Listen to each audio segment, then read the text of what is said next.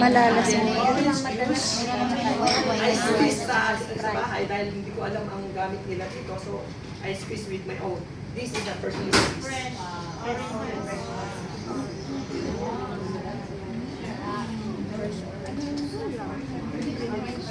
White wine. And then, brandy. Brand. Social ito dahil pinubay lahat ng ating OWA.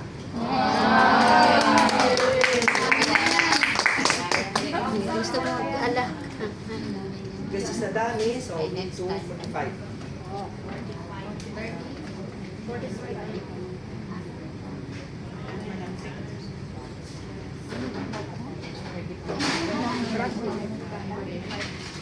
$15 at saka 30. Kapag Sir Ronald, Sir Ronald, Yes. yung sangria, 50% na nung ng container yung nilagay, yung white wine. This is one.